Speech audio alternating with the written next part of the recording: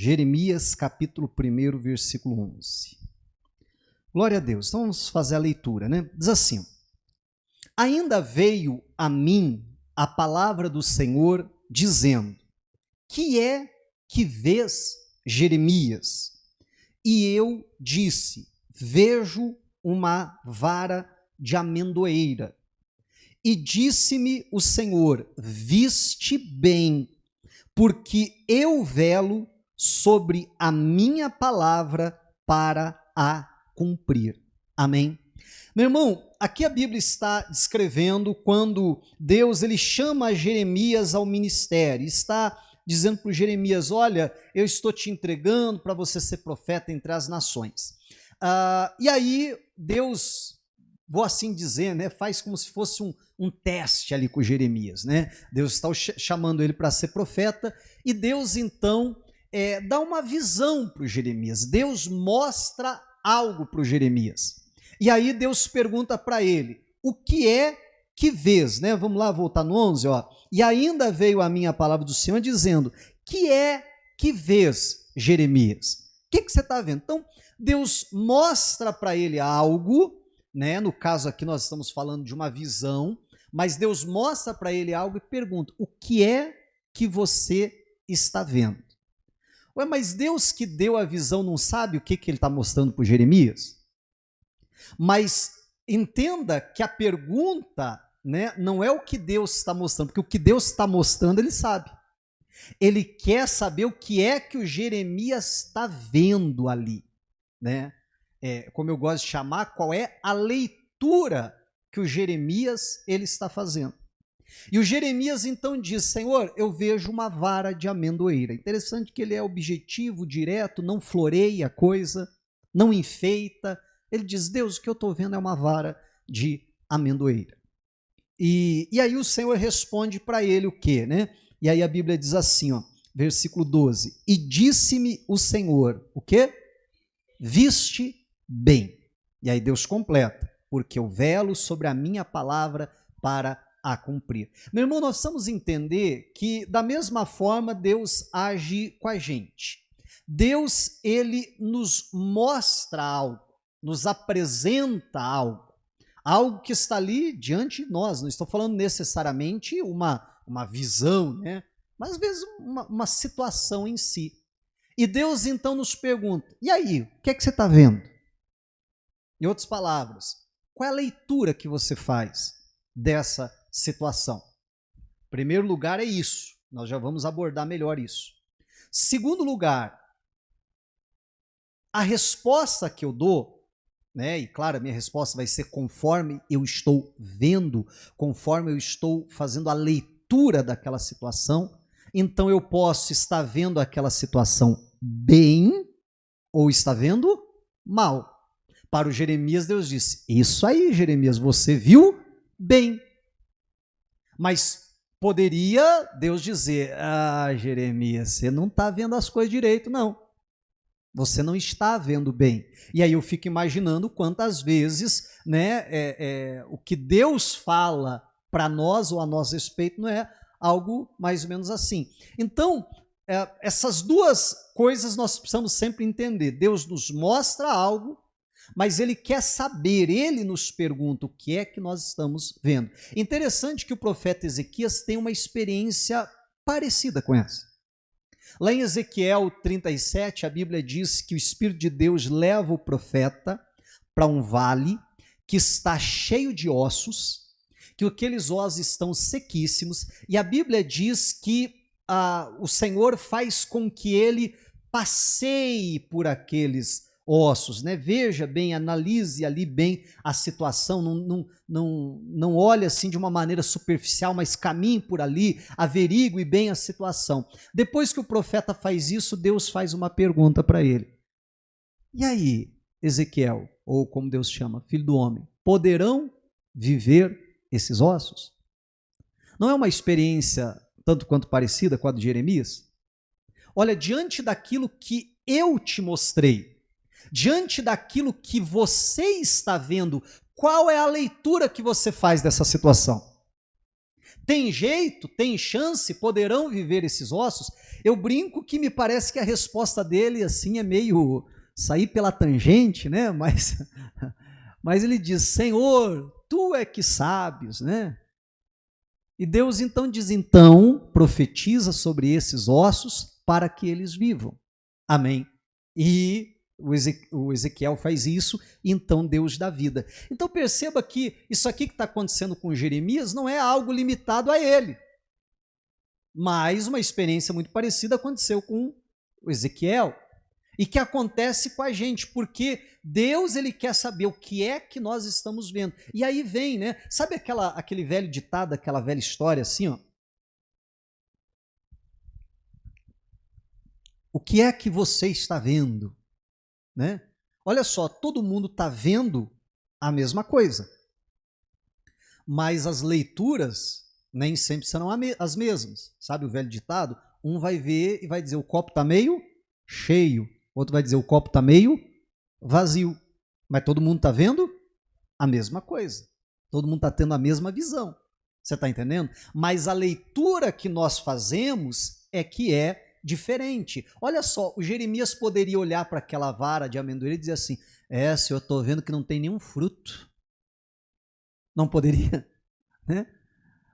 Eu estou vendo que o galho caiu da árvore, sei lá, né? Mas ele diz: não, o que eu estou vendo é uma vara de amendoeira, é isso que eu estou vendo. Né? Então, aí Deus diz: você viu bem, você fez uma boa leitura daquilo que eu estou te mostrando. Meu irmão, e aí, né, dentro dessa perspectiva, eu e você precisamos parar para pensar: olha, diante daquilo que nós estamos vendo, sabe, na nossa vida, na nossa casa, na nossa família, no nosso trabalho, na sociedade, na nossa igreja, seja lá mais onde for, né, a pergunta continua sendo a mesma: o que é que você vê? Amém? Qual é a leitura que você faz? Quando você olha para o seu casamento, por exemplo, qual a leitura que você faz? Alguns vão dizer: pastor, estou até acostumado já. Sempre foi assim, agora não tem mais jeito. Mas não é verdade? A leitura, às vezes, que a pessoa faz quando olha para um familiar, né, ou quando olha para uma determinada situação: não, aquilo lá não tem mais chance, aquilo lá não tem jeito. Então, Deus continua, entenda, nos mostrando algo, e Deus continua nos perguntando: e aí, o que é que você está vendo? Porque de acordo com aquilo que a gente vai ver, é que Deus vai poder operar ou não. Isso já vai ficar bem mais claro para você. Mas em seguida Deus vai dizer: porque eu velo sobre a minha palavra para cumpri-la. No sentido aqui do Ezequiel, o que eu entendo é que Deus está dizendo: muito bem, olha, eu te mostrei algo e você falou exatamente aquilo que eu te mostrei, porque eu tomo conta para que a minha palavra, eu velo, eu cuido, para que a minha palavra aconteça conforme eu falei, conforme eu mostrei. Amém? Né? Mas, olha só, a gente precisa entender como isso aqui que a gente está tratando hoje, como isso aqui está ligado com a fé. Como isso aqui está intimamente ligado com a fé.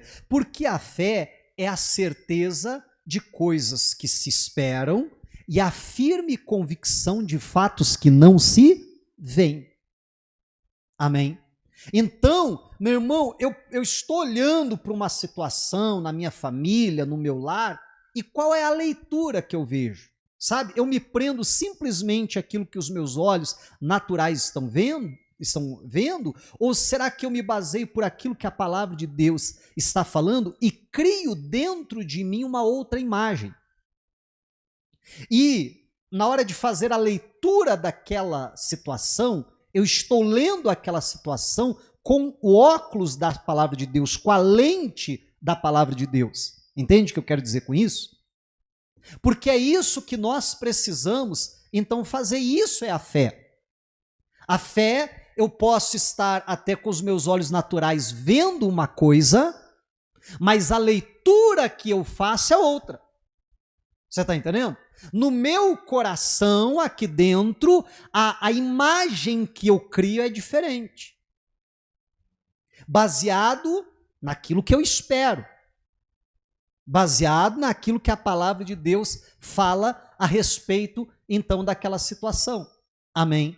Mas se nós olhamos para uma situação já com pessimismo, né? Porque, olha só, duas coisas interessantes quanto a essa questão da visão. Primeiro, que a visão, né, o nosso olho ali, globo ocular, a retina, o nervo óptico, né, todo o sistema ali do globo ocular ali, ela funciona como se fosse só uma câmera, né, ela só capta a imagem. Na verdade, todo o processamento da imagem ela é feito no nosso cérebro, segundo o pessoal aí entendido, na parte aqui de trás do nosso cérebro, que é feito ali todo o processamento, então, daquela imagem. Então, os nossos olhos captam a imagem, né? Mas, então, o nosso cérebro vai fazer o processamento, então, da imagem. E se nós formos pessoas, por exemplo, pessimistas, então eu só consigo enxergar as dificuldades, que não dá, que não tem jeito, que é difícil. Porque outra coisa também interessante dos nossos olhos, você já notou como os nossos olhos eles são seletores, né? E o que eu quero dizer com isso? Eu vou te dar um exemplo para ficar mais fácil. Já aconteceu alguma vez de você querer trocar de carro, por exemplo, e aí você diz, poxa vida, que carro que eu vou comprar? Não sei, ou que eu vou trocar, não sei. Eu acho que cabe mais ou menos no meu orçamento esse aqui e tal, daí você começa a ver aquele carro. Engraçado que você nunca viu aquele carro na tua vida, na rua. Claro que você já viu, mas nunca aquilo te chamou a atenção. Mas a partir do momento que você começa, aquele carro específico começa a despertar a tua atenção, você começa a ver aquele carro em tudo que é lugar. Já notou ou não? Aí passam ali e dizem, olha lá, aquele lá é vermelho, aquele lá é preto, aquele lá é azul, o branco fica bonito também, né? É assim ou não é? Você começa a ver o carro em tudo que é lugar. Por exemplo, o teu próprio carro, o carro que você tem atualmente, toda vez que passa um carro igual o teu perto de você, lhe chama atenção. Não é assim? Porque os nossos olhos são assim. Você é vinculado a alguma marca, a algum logotipo que você trabalha ali, ou porque você consome aquela marca, alguma coisa assim. Você já viu que você passa por um lugar, tem um monte de símbolo, mas quando tem aquele símbolo, teu olho, puxa. Aí você diz, ali, ó. É assim ou não é? Né? Então, os nossos olhos, eles são dessa maneira, eles são, né? Eu dou exemplo assim, a pessoa trabalha no banco, ela sabe que tem os bancos, todos os bancos da cidade. Né? Porque toda vez que ela passa perto de um banco, ela diz, ali tem um banco, né? Porque ela, de alguma maneira a vida dela está vinculada com aquilo, então aquilo sempre lhe chama atenção. É assim ou não é? Né? Então você mesmo tá num bairro tal, passa perto de uma igreja da graça, o próprio símbolo e tal lhe chama atenção, né? Assim, tem uma igreja ali. Tem uma igreja lá. Fui para aquela cidade, passei na frente da igreja. Não é assim? Porque os nossos olhos são dessa maneira, né? Então, parece que aquilo que de alguma forma nós estamos vinculados com aquilo ali, parece que os nossos olhos estão procurando aquilo. Não sei se você entende o que eu quero dizer com isso, né?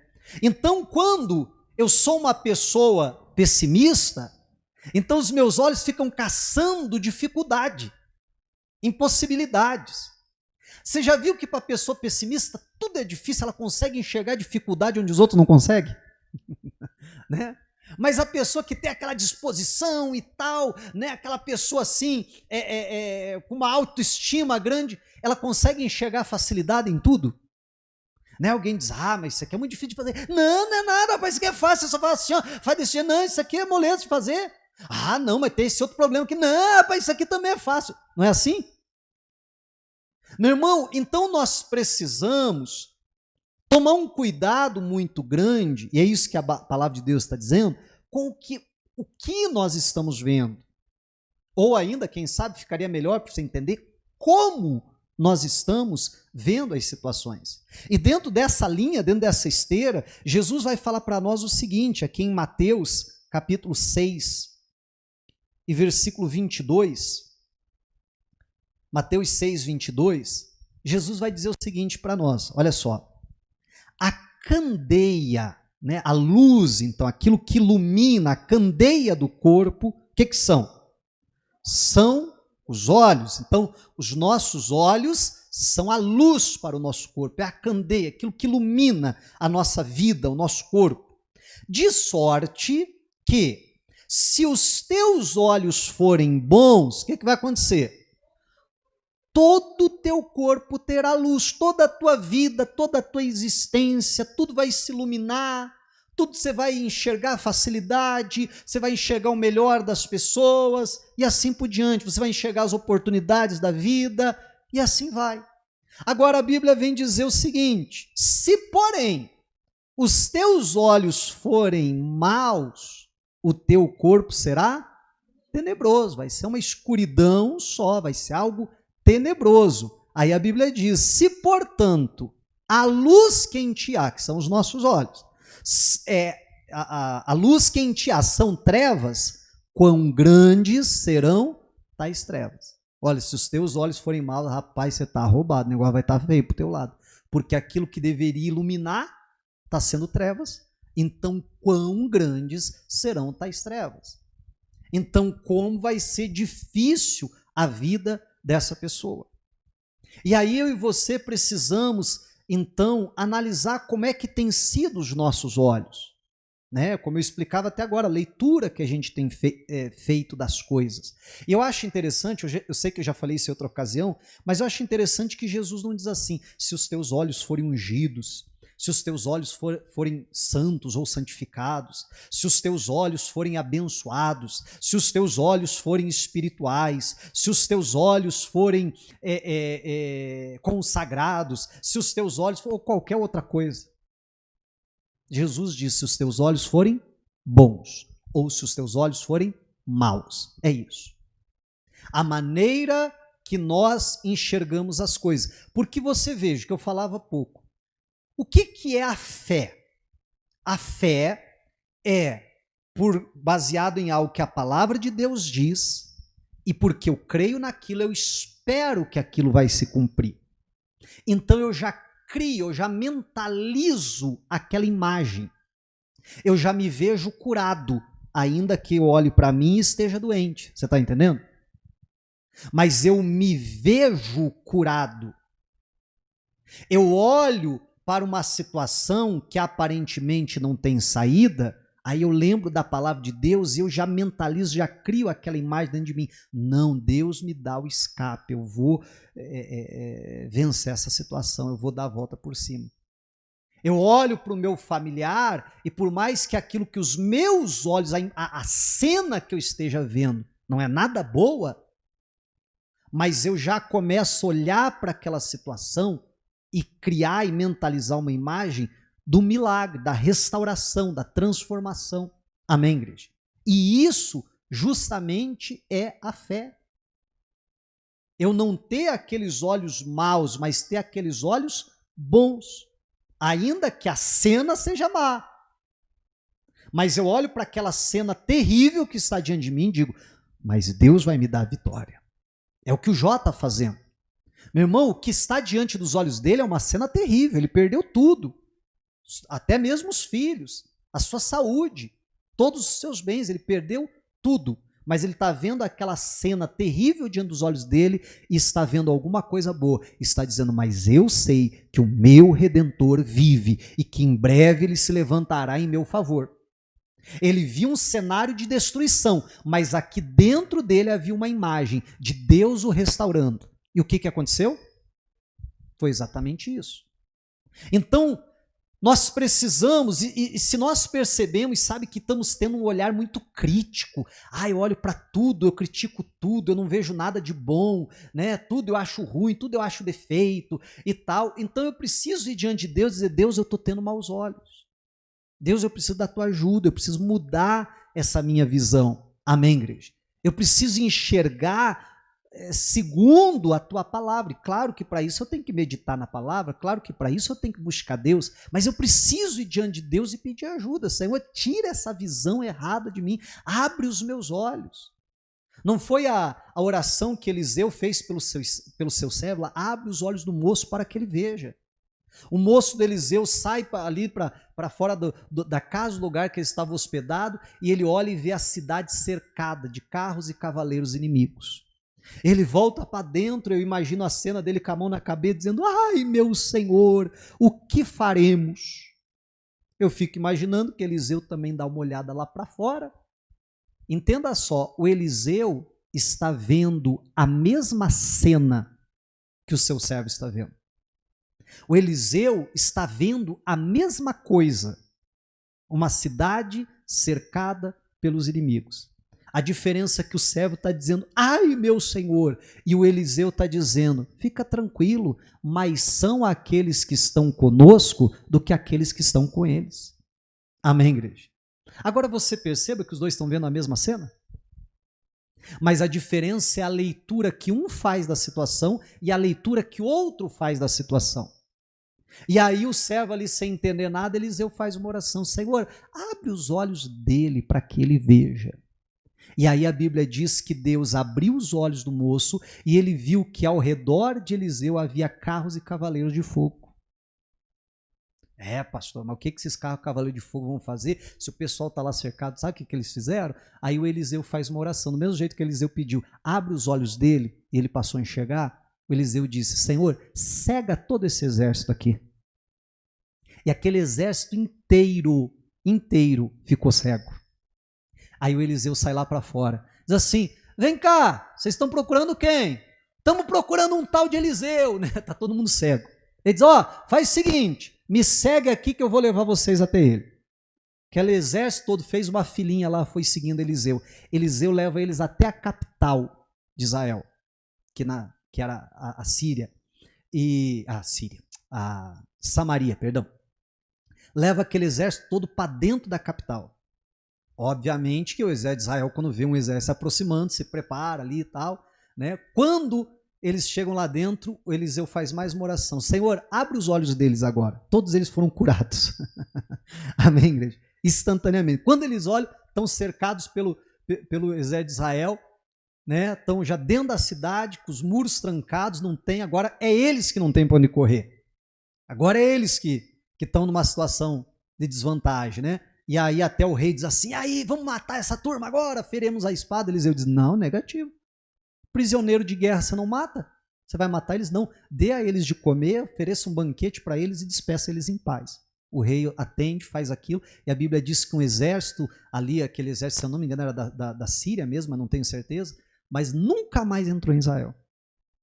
Acho que aquele povo chegou lá e falou, que aqueles lá não dá para mexer não. Amém? A gente perde a visão numa hora, passa a enxergar em outra, Deus é com eles mesmo. Mas o que eu quero lhe chamar a atenção é que eles estão vendo, tanto Eliseu quanto o servo, a mesma situação, mas a leitura é bem diferente. Amém, igreja? Meu irmão, o que você vê quando você olha para o teu filho? O que você vê quando você olha para o teu cônjuge? O que você vê quando você olha para você? Pastor, eu sou alguém fraco assim, vem a tentação, eu não aguento, eu caio. Mas se você se enxerga dessa maneira, como é que vai ser diferente? Amém, igreja? E assim vai. Então nós precisamos, analisar como é que a gente está vendo. Ver como é que a gente está vendo. É engraçado, mas a gente precisa analisar como é que a gente está vendo essa situação. Eu vou contar um testemunho, uma história aqui, e confesso para vocês que faz tempo que eu ouvi, eu acho que eu li, na verdade, num livro, mas eu não recordo assim com riqueza muito grande de detalhes, tanto é porque eu não lembro nem de quem que eu ouvi esse testemunho. Mas se eu não estou enganado, é de um pastor coreano, né? Não sei se é o Poyan Yishu ou outro, mas se eu não estou enganado, é um pastor coreano. Mas ele conta que certa ocasião veio uma irmã, né, na igreja dele e tal, pedindo ajuda, pedindo oração, chorando, o que aconteceu e tal, e ela conta, a minha família está muito envergonhada, nós estamos sendo humilhados porque a minha filha se tornou uma prostituta. E ela faz programa, às vezes com homens do trabalho do meu marido, né, que estudam com meu filho, e aquilo gera uma vergonha tão grande para a família, aquilo está gerando uma humilhação tão grande para a família que a situação está ficando assim insuportável. E aí o pastor diz para ela assim, faz o seguinte, fecha os olhos agora, imagina a sua filha, pensa na sua filha. E ela fez isso. O que é que você está vendo? Ela responde, eu estou vendo uma prostituta. Ele falou, abre os olhos. Ela abriu. Ele falou, esse é o problema. como que você quer que a sua filha seja transformada? Como que você quer que a sua filha seja liberta dessa ação maligna se você enxerga a sua filha como uma prostituta? Você está entendendo? Meu irmão, e vamos ser sinceros, quantas vezes nós até oramos, Deus liberta, Deus faz isso, Deus faz aquilo, mas como é que nós estamos enxergando aquele familiar? Às vezes um alcoólatra, às vezes um drogado, às vezes um desviado, às vezes, quem sabe, como no caso dessa mulher, uma prostituta. E ele dizia, como é que Deus vai fazer um milagre se nem a senhora não consegue olhar a sua filha diferente? E aí ele começa a citar textos da palavra de Deus e dizer para ela, comece a se lembrar tudo que a palavra de Deus diz a respeito da sua filha. Feche os olhos.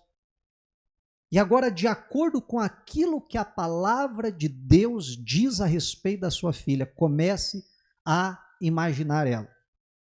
E ele vai falando, ajudando ela ali a se lembrar de algumas passagens bíblicas, ela vai se lembrando de algumas passagens bíblicas, e daqui a pouco o próprio semblante dela começa a mudar. Ela diz, pastor, agora eu estou vendo a minha filha. Agora a minha filha não é uma prostituta. A minha filha é uma mulher de família, uma pessoa decente. A minha filha, pastor, eu estou vendo ela entrando aqui nessa igreja. Eu estou vendo ela servindo a Deus, eu estou vendo ela assim, estou vendo ela desse jeito, tal. Depois que ela falou, ele falou, abre os olhos. Então, a partir de hoje, você vai tratar a sua filha assim. Toda vez que você olhar para ela, você vai ver essa imagem. E você vai tratar, você vai orar por ela, mas baseado nessa imagem, tudo que você for fazer é baseado nisso. Ela chega em casa, chama o marido, chama o filho, né? Passa essa visão, passa esse entendimento para eles. Daqui a pouco a filha chega em casa, toda vez que a filha chegava em casa, todo mundo virava o nariz, virava a cara, ficava com raiva, com inveja. Naquele dia foi diferente. Todo mundo olhou para ela como um ser humano, como uma mulher de Deus, tratada com amor, com carinho, com respeito. Ela até leva um susto. O que aconteceu aqui? O que houve? E aquele amor, então, a forma que eles tratavam ela e a forma até que a mãe agora se dirigia para ela, não com ofensas e tal, mas se dirigia para ela, não, minha filha, você é de Deus, você é uma mulher de Deus, você é uma mulher santa, você é isso. Amém, igreja? Foi sendo transformada em pouco tempo.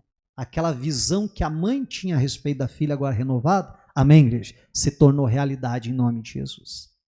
Meu irmão, como que a gente está vendo?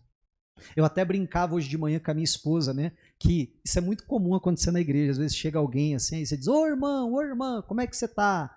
Volte e meio, escuto frase assim, pastor, tem que falar que está bem, né? Já ouviu isso? Né? Pastor. Em outras palavras, tá ruim, não é isso? Né? Tá ruim, mas eu não posso falar que tá ruim, então tem que falar que tá bom. Meu irmão, não é só falar que tá bom, eu tenho que crer que está, porque senão não adianta só eu falar sem crer. Meu irmão, papagaio também fala, amém? Ou não fala? Fala. Falar sem crer, meu irmão, é igual o papagaio repetindo as coisas. Eu tenho que falar porque eu creio naquilo, porque eu consigo me enxergar já curado, já restaurado. Então que Deus possa vir hoje, sabe, tocar nos nossos olhos, na nossa visão e nos ensinar, como Jesus está dizendo aqui, a ter esses bons olhos. Amém.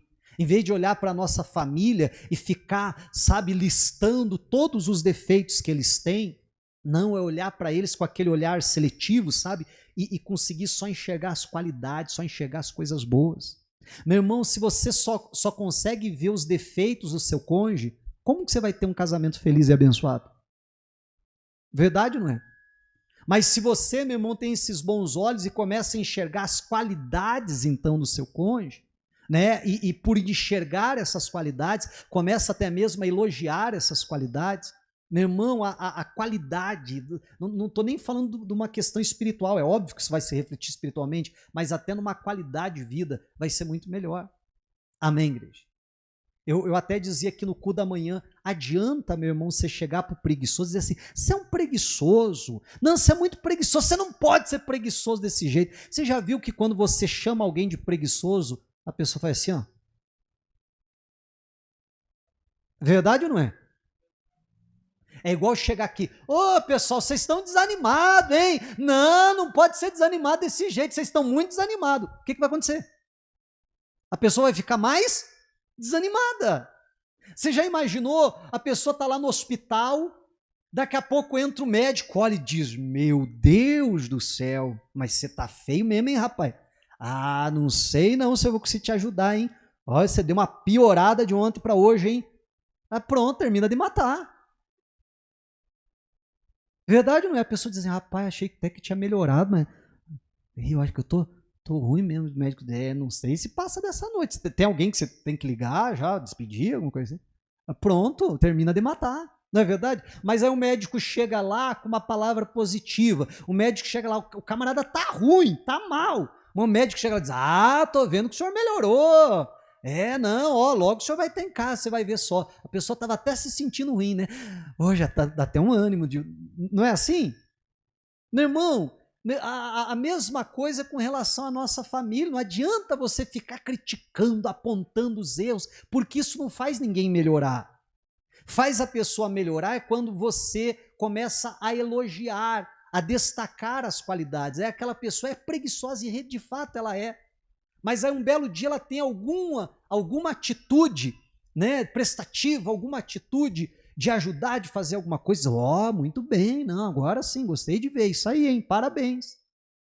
Meu irmão, é natural que a pessoa vai reagir como? É natural que a pessoa vai querer fazer aquilo mais, para receber mais elogio, porque a gente gosta de elogio, ou não? Mas a gente gosta de crítica? Não. A gente reage muito mal com crítica, mas a gente reage muito bem com o elogio, com a aprovação. Então, em vez de ficar vendo os defeitos e apontando os defeitos e falando dos defeitos e criticando os defeitos, que a gente possa ter esses bons olhos para ver as qualidades, ficar exaltando, elogiando as qualidades em nome de Jesus, porque isso vai fazer bem para nós, isso vai fazer bem para aquela pessoa e isso vai fazer toda a diferença espiritualmente falando, como nós estamos vendo. Amém? E que Deus nos dê graça, que Deus tire todos os olhos maus, a visão errada, a visão crítica, a visão pessimista, e nos dê bons olhos em nome de Jesus. Diga a glória a Deus e vamos aplaudir a Jesus.